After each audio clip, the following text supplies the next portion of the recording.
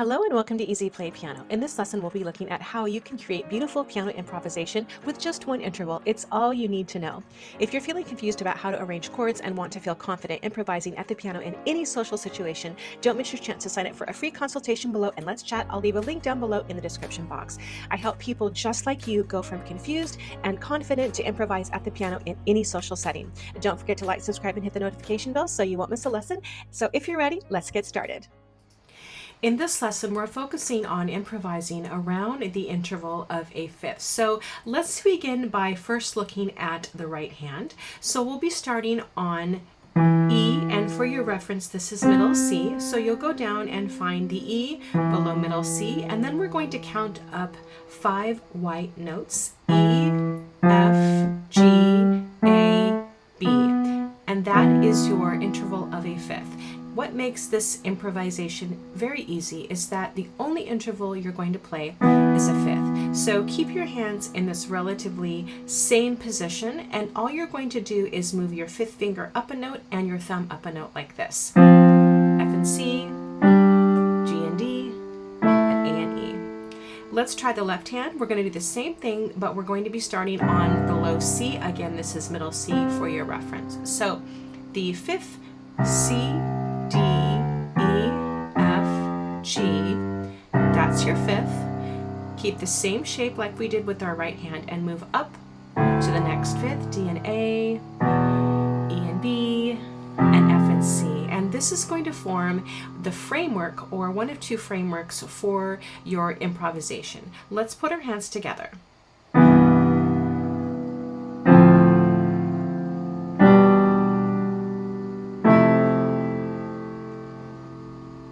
I want you to repeat this pattern as many times as you need.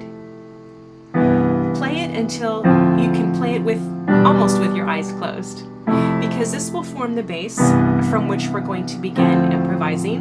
Again, these are just perfect fifths, ascending, meaning that we're going up towards the top end of your keyboard.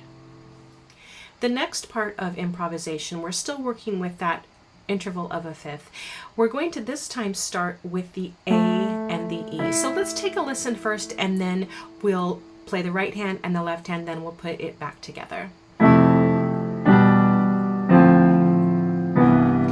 So as you may hear, we've only played fifths again, but this time, instead of moving up the piano, ascending, we're moving descending.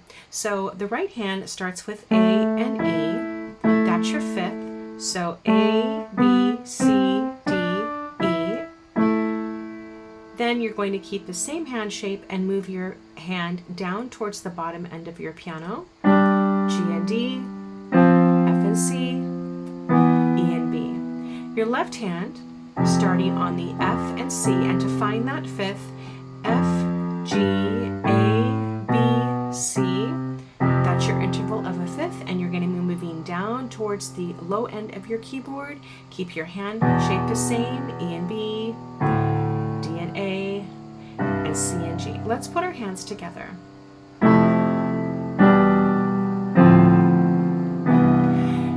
Like we did with the pattern, the first pattern, I want you to play this as many times until you feel comfortable. Try it with your eyes closed. And I want you to have that feeling and that flow. Before we begin to improvise and add melody, there's a few things that you can do to help really build a solid framework from which you can begin to improvise. So the first thing is going back to our pattern. We're going to play our pattern, but we're now going to start adding some rhythms. So to keep it really simple, we're simply going to play in this first example with half notes and quarter notes. So let's try it first with our right hand, then with our left hand, then we'll put our hands together.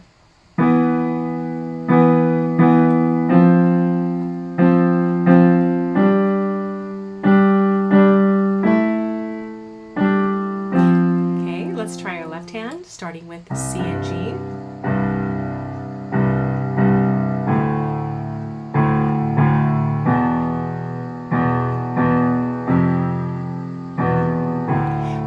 All right, let's put our hands together. So again, starting with that first chord that we played with the original pattern, all we're doing is adding a different rhythm, and actually this is your first step into improvisation.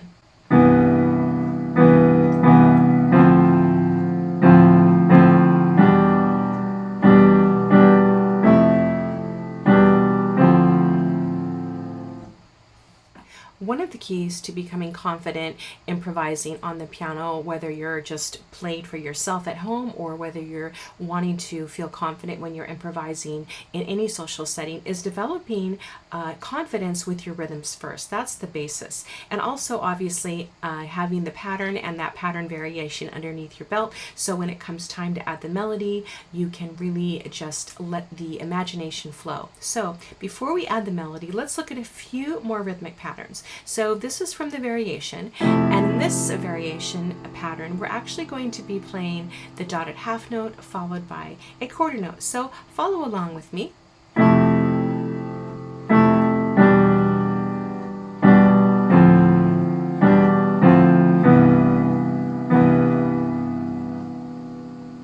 I want to give you as many variations with the pattern, and that way you can take any of these patterns that we practiced together and you can really make them your own when it comes time for you to layer in the melody on top. So here's another example of a rhythmic pattern that you can use with your improvisation. Again, we're starting with just the basic notes that we already looked at in the pattern, and it will sound like this.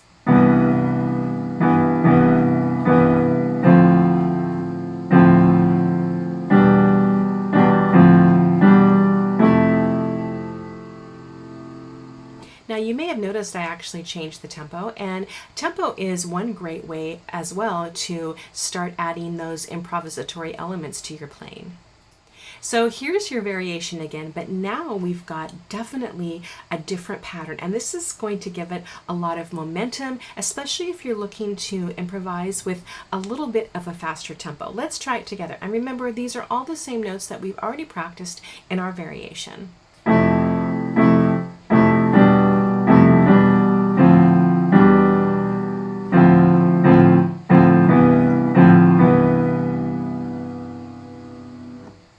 Now we're going to start looking at how to add melody on top of the pattern and variation that we've looked at together. So there's a couple things that you can do. If you're looking for inspiration, just simply play the first chord of the pattern that we looked at together. And then I want you to build an image in your mind. You might be thinking of a nice walk on the beach. You might be thinking of drinking a nice cup of tea, looking outside at your garden, whatever image springs to mind. In this example, we're actually going to be keeping the melody very close within each of the notes in the interval. So let me explain. So the first interval, the fifth, which is the interval that this lesson is based around, to begin improvising a melody, we're going to keep the range of the notes that we're going to improvise around very narrow. So what do I mean by that? I mean that we're going to play the first fifth, so E, F, G, A, and B, and we're only going to play any of the notes available within this interval of a fifth, and that will give you a little bit more of a framework, a little bit more of a container from which you can begin to feel confident when you're improvising a melody. So having said that, just remember that within each interval of a fifth you have all these different notes to play with, and you can play them in any order. Now in these examples, I'm simply giving you inspiration. By all means, feel free to improvise the melody that sounds good to you and improvise with feeling. So let's look at this first example. Again, the bass notes are the same, and this is why we went over the pattern so many times, because by this time the pattern in the left hand should feel very natural and very free. And once your left hand feels free and almost you're able to play this pattern by rote from memory, with your eyes closed, you don't even have to think about your left hand. Your right hand will naturally be able to flow and improvise. And remember, just keep within the notes within each of the interval of a fifth. So in the first measure, we have our first pattern. We're going to play the notes, then move up to the second fifth. Now here I am just simply repeating the bottom of the fifth, so F, F. Moving to our next fifth, I'm going to play all the notes in the fifth, going to play our last fifth, and then this time I'm going to actually add in the C. And technically that is a chord, but just to keep things simple, we'll just play the fifth, A to E, and then add in our third. So let's try that one more time, a little bit faster.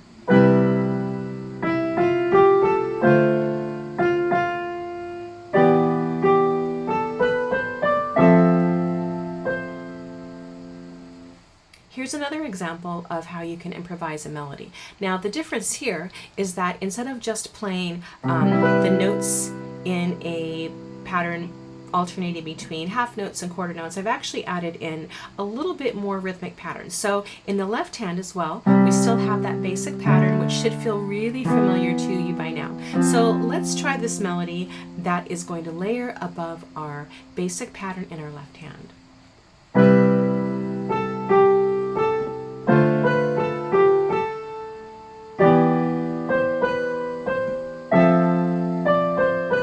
So all I've done here is I've simply started with our perfect fifth, and I'm just playing what we call neighboring tones. So I'm just playing the A, the G, the neighbor, and back up. Same thing, neighboring tone, the next fifth, neighboring tone, C, B, C, and then to our last fifth, and then I'm just playing a scale pattern down, a scalar pattern, basically a pentascale from E, C, D, A, B. Really, really simple. Let's try one more time, a little bit faster.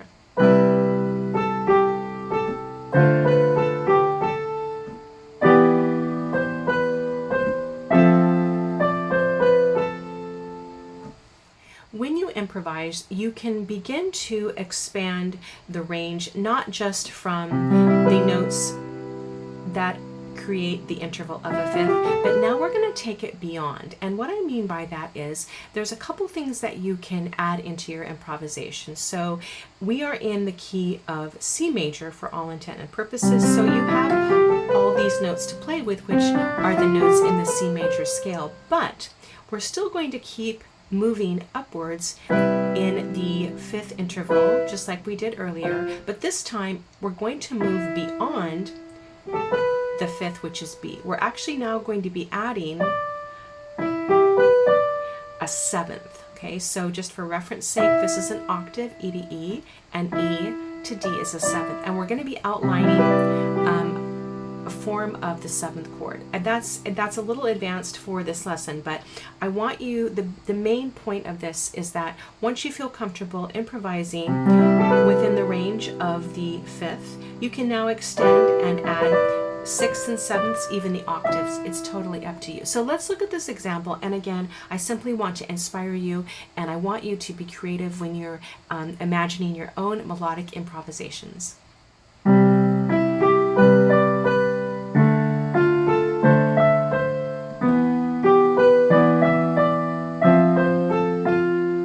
Now you'll notice I've done something different. I've actually, in the left hand, instead of playing the whole notes, so just a fifth every measure, now I'm playing that twice, and that's the beauty of improvisation. If you want to keep just playing the left hand as a whole note, holding each fifth for the entire measure, but as you can see here, now I'm playing the fifth twice per measure. Now, if you're truly ready to take your improvising to the next level, regarding the interval of a fifth, there's actually many things you can do, but I want to give you an example here. So we're going to be adding what we call accidentals. So as of now, we've been playing the E and the B and so forth and moving up the scale, but now we're going to add accidentals in the form of an E flat and then also a G sharp. Now my keyboard in front of you says A flat, but A flat and G sharp are the same thing. They're just simply written in harmonically. So let's look at this example, and this has more of a blues flavor. So we're actually, for the first time, we're still going to play a fifth, but we're going to lower the first note of our fifth down a half step to an E flat. Okay, so here we go.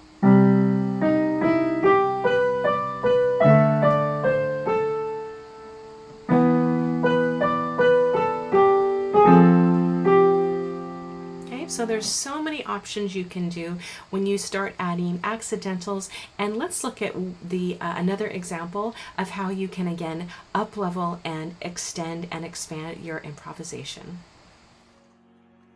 Congratulations, you've completed this lesson. Don't forget to subscribe, and I'll see you in the next lesson.